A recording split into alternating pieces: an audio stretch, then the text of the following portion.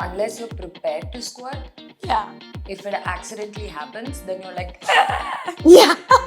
Forget in your family. The TV's on and something comes on, channels change. Everyone's Exactly. Like channels everyone's change, like, oh kids wait. I used to be told to do this. yeah. We learned the word rape before we learned the word orgasm. Right? Like Whoa. Hello and welcome back to Musings. This is Praveena. This is... Arman, hi. And today we have a sexuality educator, Karishma. This is the first time we have a professional, an expert on this show. It's usually us just yapping away. And for the first time, someone's about to talk sense. And I'm Welcome so to the excited. podcast. what have you been doing so far? We've just been, mostly it's been, I mean, last week we had Deep, and it was the first podcast where we had a relatively sane conversation, because otherwise, so far it's just been her and me talking shit. Yeah. But welcome to the podcast. We're glad to have you here. It's also coinciding with a very big day. We now have a new and improved budget. Not enough to do set design, but now we can afford papas. And phallic objects. That's our first And Kayla and investment. Kira. So we have... For salad later. Okay, so we're going to start this off with a little icebreaker session where we'll have a rapid fire round. So I'm going to ask you a bunch of questions and you're going to answer yes or no. Okay. Okay, and this is from your personal experience. It's just to get to know you. Okay. So, shall we start? I'm ready. Okay. Is squirting peeing? Yeah. I concur. Not gonna... Already oversharing. It's literally the first question. Rebound sex, yes or no?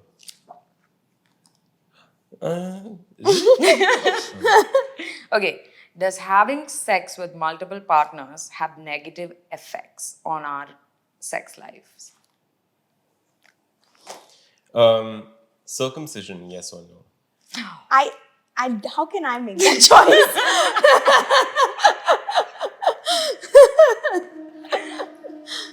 What? No. And she's like, how can I make that How choice? can I make that? Go for it, boys! Okay, this is a controversial one. Pull-out method as contraception. I personally no. No. Okay. Is bigger really better? No. She's not even using the plug. She's Yeah, like, I think this yes one, I just like. Okay. Is queef a fart? No. Can using a massager make it harder to orgasm during real sex? No. Amazing. You can throw that away, I don't actually. need- You didn't even use it. I was the only one who used the yes. Guys, we need to say yes to more experiences. But Okay, perfect. This was just like our curiosity, because I remember like when I was younger, I thought queef was a fart and I used to be so embarrassed. And it's like, oh my God, what the hell is happening? Because you don't understand what is going on. As with everything, right? Like, it's not just queefing, you're also like, what's this fluid? What's Yeah. this feeling? the squirting one was my favorite question, because it does happen where when someone's having that experience, they ask you to immediately stop, and if you ask them why, they'll be like, "No, I was about to pee." And I'm like, I don't know if that's true, but your body. So that's exactly it, right? Like for some people, it's like, oh, they know that they're about to pee. Some people, it's so like involuntary. It just happens all of a sudden. Yeah. And it's confusing because the same person can squirt sometimes and other times they won't squirt. Yeah. And a lot of people like don't squirt at all. So it's just so varied. But this question about is it pee or not, very interesting one. I think scientists are also like asking this question. I've read your content on Yeah. this a little bit, and you said that it comes from the bladder, but it's So, not. okay, they did studies. They said, we're going to check like where this fluid's coming from. And they saw that the person's bladder was full, then they squirted, then the bladder was empty. But it's not like coming out from the urethra. Yeah. It's fluids that's being secreted through other glands and other orifices. Okay. So it's just like very mysterious. And But- I think people are still figuring out the details of how it works. So could it be pee sometimes and sometimes it's squirt? No, because it's different. Like the fluid itself is different. It's not the same like texture, smell, color, density. I would hope. Yeah, it's quite different. But in terms of volume, for some people, it can be actually quite a lot. So I've had people go like, I'm so scared to go like all the way with an orgasm because I'm so scared I'm going to make a mess and, be embarrassed in front of my partners and stuff.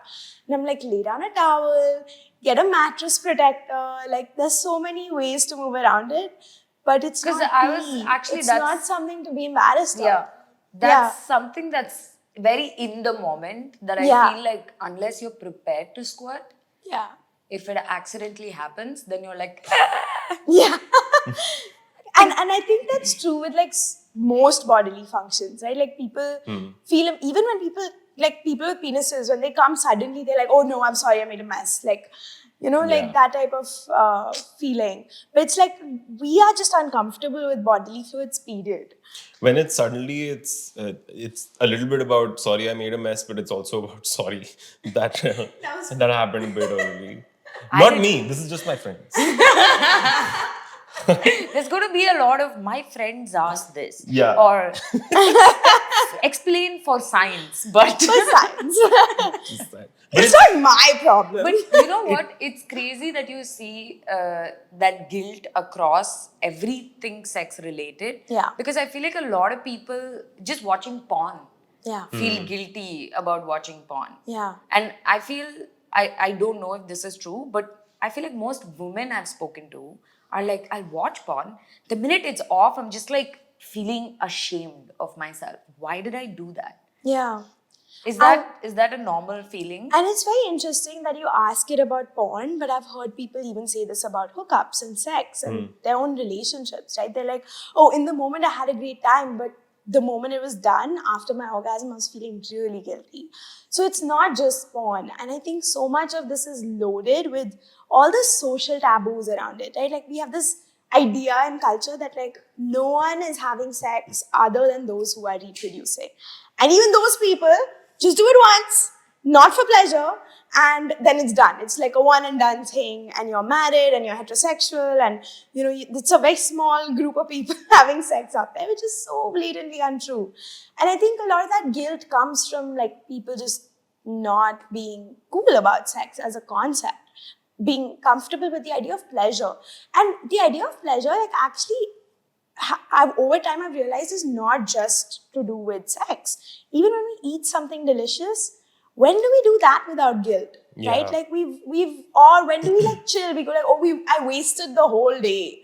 I didn't get any work done. But sometimes you just want to have fun. Yeah. We don't think about it in that sense. Yeah. But I think, digress. But coming back to porn, I think with porn, I think that guilt can come from a very justified place also, because porn can sometimes be messed up. It's not a very Not all realistic. porn's ethical porn. Not all porns. Most people are like Googling porn and like seeing the first few links that are available. You're That's lazy. or like whatever. Maybe your friend sent you something, and you're watching that. What friends we all I have. don't have such friends, Yeah, unfortunately. me neither. Did you know that those videos have like a share via WhatsApp, Yeah. Facebook? I love the comments sometimes. It's just someone actually criticizing someone's furniture, and I'm like, what are you doing, bro? Yeah. It's like, could have gotten a better couch, then the Oh, angle no. would be right. And I'm like, bruh, you really out here giving life advice? That's really funny. But I hear you on the messed up bit because, Yeah. I mean, we got lucky in our generation that porn became streamable very late. But now you could be a 7-8-year-old boy who's able to, like, you have very good access to the internet. If Yeah. there aren't good parental controls on your internet usage, you can access porn. And, like, as an adult, you kind of have a sense of, not that it can't impact adults. Of course it can, Yeah. but as an adult you have more of a filter of, oh, what I'm watching right now isn't realistic to do. It's not realistic to expect women to degrade themselves to this extent. But if you're an 8-year-old kid and that's your first exposure to Yeah. sex, I can't imagine what that does to your brain and how you grow up Yeah. expecting sex. And it's actually it's gonna ruin your expectations of what, in a heterosexual sexual relationship, what your expectations from a woman are going to be. But also, you won't be able to enjoy sex because Yeah. most people aren't going to be into all that degradation that is very, very common in even the most tame, porn videos. Yeah. I think also like this point, right, about like whether it's kids or adults, like I think even adults, when we watch a video on Instagram, even if the person says what I'm saying is untrue, we just somehow believe them because Yeah. they're saying it like in a way that seems authentic. So when I've been in classrooms speaking to like 15, 16-year-olds, they're like, what? Like, really? I didn't know that stuff in porn is not real, Like something as simple as not everyone's gonna have squirt every time they orgasm, Yeah. right? Like something super basic, Yeah. which like you and I might know now. Yeah. But if that's the only version of sex you've ever seen, that's the only place you are having that visual. Yeah. You're not talking about it to anyone. It's too scary to ask your parents. Your friends, maybe you'll talk about it, but they are also watching porn. Yeah. You And know? they don't know any better. What does a 15-year-old... Yeah, but they think they know everything. And Yeah, that's yeah. the problem, right? Like if I think I know everything, I'm not going to Google it. I'm not going to ask anyone. Yeah. And we carry those misconceptions into adulthood. Yeah. So Yeah. even adults, like people are shocked when I tell them like, actually the average time a person with penis lasts in bed is like 5 minutes. That's the average time. Not 40 minutes as your video might indicate. And so, yeah, so all this to say, porn Armand's is like noted. 5 noted. minutes. 5 minutes. Timer. Please see the It's gonna stats. be, "Bhaiya, science says this." ठीक है, मुझे मत देखो. Back in the day, you had to come quick because a leopard might eat you. But it's interesting that you said that Yeah. it's not just sex or porn, but I think intimacy itself is often Yeah. frowned upon. Yeah. Because I find it interesting when you're at a family gathering, at least in a more conservative setting, people even don't show affection. Like they, if let's say a wife is sitting on a husband's lap, or they're holding hands, or they're Never. just looking at each other and smiling or having a moment, there's immediate tension in the room. There's like, oh, what are these young ones doing? Even forget in your family. The TV's on and something comes on, channels change. Everyone's Exactly. channels Everyone's change. like, oh, Kids wait. I used to be told to do this. Yeah, I used to walk to the other room. Yeah. Every time I knew something was coming up, like when the music gets soothing, I'm just like, I'm gonna bring some water. Most of us have the experience, a lot of us, Yeah. most is an assumption, but a lot of us I know have the experience of watching our dads make a joke at the expense of our mothers, and that's their form of expressing love for them. That I acknowledge you're in the room, and as that acknowledgement, I'm going to make a comment about, oh, she hasn't lost weight, or she hasn't done this, or खाने में नमक कम है, or something like that. Yeah. थोड़ा अगर focus कर रही होती तो खाना और tasty. Like just stupid things like that. Yeah, yeah. Because Yeah, they didn't know how to express Yeah. their love towards their partner, towards their kids. It's such a complex relationship with men of that generation. Yeah, I think it yeah. has a lot to do with the taboo around being expressive about Yeah. intimacy and Yeah. just No, love. it in always general. blows my mind that families are comfortable even yelling in front of the kids, but not showing affection. That just like is very confusing to me. And Why same with violence, right? Yeah, Like, yeah. We learn the word rape before we learn the word orgasm, right? Like, Whoa, that just f***ed me I've up a just little been bit. like, no, because I No, but that's reflected on this true. for That is myself. very true. I've never thought Right? of it Like, that way. rape is all over the newspapers. It's all over the headlines. Can you see the word orgasm on a headline? No. Sorry. But yeah, No, it's you're just allowed like, to feel that way. I'm just reeling from what you just said. And it's crazy because a lot of people have misconceptions about how to achieve an orgasm, Yeah. right? Like you said, we've heard rape before we've heard orgasm. And that says a lot about our understanding of pleasure and the world, like the whole not just orgasm, but just pleasure journey for an individual. Some people don't even have that. They don't explore and they don't even try to understand what makes them feel good. And they think the goal is to achieve an orgasm. So, like, can you still have, like, is it normal for someone to have penetrative sex and not orgasm, but still enjoy sex? Yeah. And why don't we understand that we can do that? Absolutely.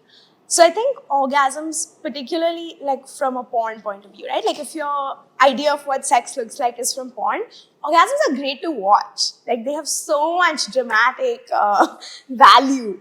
But we don't show in porn like, oh, they're having fun, they're cuddling. Like, make some porn about cuddling. Like, Soft porn. but like just that. That's Yeah. where it ends. It's not as fun. It's not as dramatic to watch. It's like there's no like climax to that story, right? But in reality, I think a lot of people do have great sexual interactions without an orgasm, and I think like on a more basic level, it's like yes, it could be like, you know, you just weren't feeling it that day. Maybe your sexual interaction didn't involve direct genital stimulation, but just involved like other types of touch. You know, you found like, I don't know, inside your ears, you feel a lot of pleasure and you want to just explore that. But on the other hand, like from a more sciencey point of view, there's something called arousal non-concordance, okay, which is like when you are feeling things mentally, emotionally, but physically your body is doing something else. So a lot of people, for example, will be super turned on, but their penis is not erect. Or they're super turned on and their vagina is not erect, right? And I think similarly, the other way around. You're not turned on at all, but you have an erection. What's going on? Or you're not turned on at all and, you know, you are wet for some reason. My friend has spoken about having these issues from time to time. Inappropriate This friend, boners. is this all about it's- one friend? It's the same friend. Friend. It's the same friend The all same the time. friend. Oh. Which is fine. Like, actually, a lot of people experience this. And this experience is even more heightened if you're like stressed out, you have things going on in your mind, in your body. Let's say you're sick, or, you know, even just for no reason at all. Or maybe sometimes you find the process enjoyable as is without having a goal to achieve. Yeah. You know, Exactly. yeah. It's so much about the journey, not the destination. But also, I think like sometimes we have different expectations of what an orgasm is. So we expect, like, now imagine a graph, okay? We expect like we'll get turn on, it'll peak at some point and then we'll crash, right?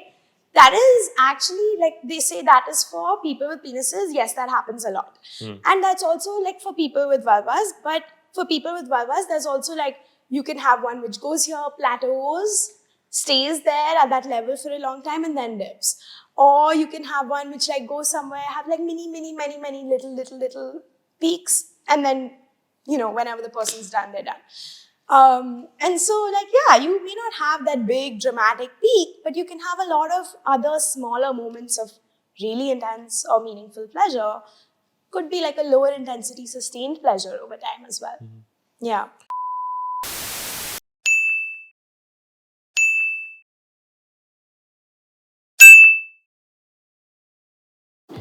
With pleasure products and stuff, a lot of people go like, okay, then why does she need me?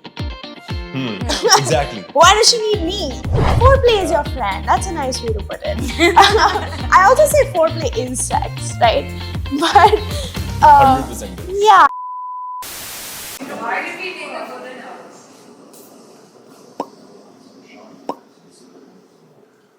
Let's keep both. Unveiled! Let's open it up and keep Unveiled!